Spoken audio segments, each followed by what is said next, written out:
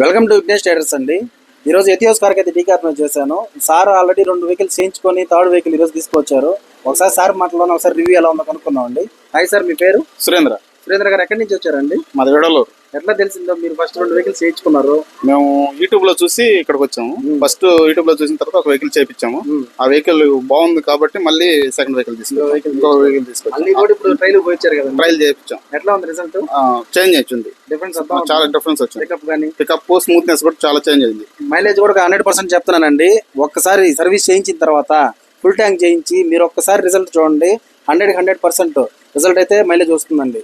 చాలా మందికి అవగాహన లేదండి. ఎందుకంటే కార్బన్ క్లీనింగ్ ఎట్లా చేస్తారు, ఇంజిన్ ఓపెన్ చేయకుండా చేస్తున్నారు, అది రిజల్ట్ వస్తుందా లేదా అని చాలా మందికి అయితే చాలా డౌట్స్ ఉన్నాయండి. అడ్వాన్స్ టెక్నాలజీలు చాలా వస్తున్నాయండి మార్కెట్లో. 100% ఈరోజు రిజల్ట్ ఇస్తున్నాం కాబట్టి కస్టమర్ మళ్ళీ రిపీట్ అవుతున్నారు, చాలా మంది రెఫర్ చేస్తున్నారు. కాబట్టి మీరు కూడా ఒకసారి సర్వీస్ చేయించుకోండి, మీ ఇంజిన్ బోర్కు రాకుండా సేఫ్ చేసుకోండి. ఓకేనా? Thank you.